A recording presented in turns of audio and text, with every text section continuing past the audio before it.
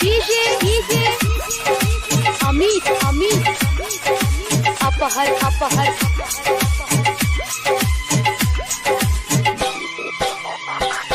देखा के घुमबू बॉडी तो फर्दी दीप का चढ़ी।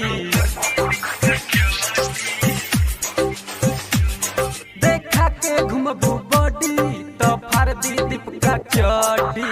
दोनों ऊपर धके रहुला खेल जाई कबड्डी।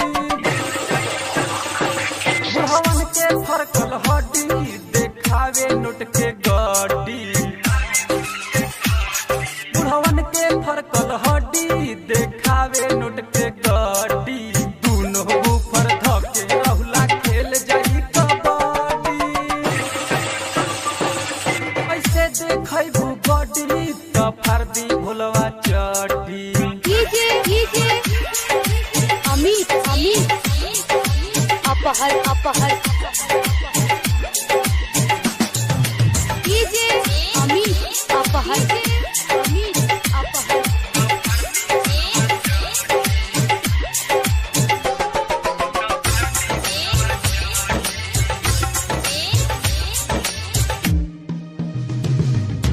गोरे गोरे गाल पे जिला गइल हिल।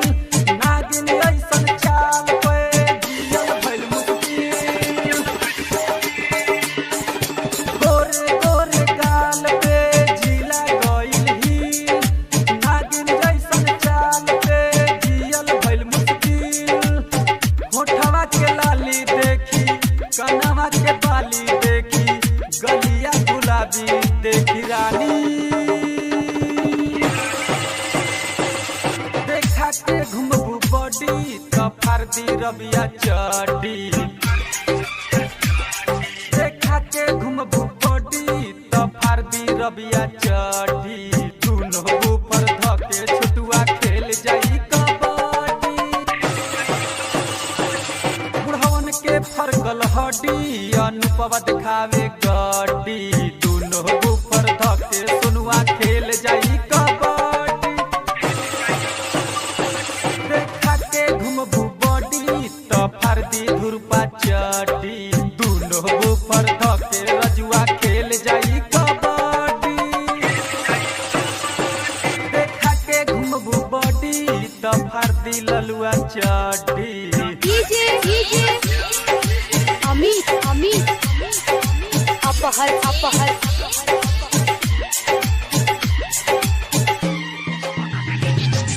चंदन देवरवा से आके तू मिल। जी तू जोशीला के दे दो अपन दिल।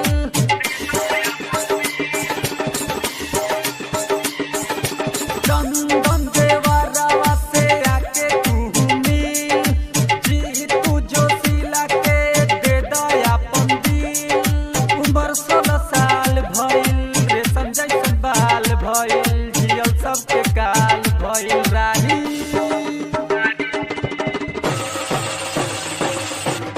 देखा के घुमबू बॉडी तो फर्दी विकसवा चढ़ी। देखा के घुमबू बॉडी तो फर्दी विकसवा चढ़ी। दोनों ऊपर धके गुडुआ खेल जाई कबड्डी। बेचना के फरकल हड्डी गोविंदा दिखावे गड्डी।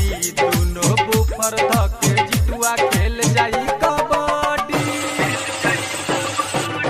ऐसे देखैबू बॉडी तो फर्दी गोलुआ चढ़ी। दोनों ऊपर धके रहुला खेल जाई कबड्डी। ऐसे देखैबू बॉडी तो फर्दी गोलुआ चढ़ी। डीजे अमित अपहर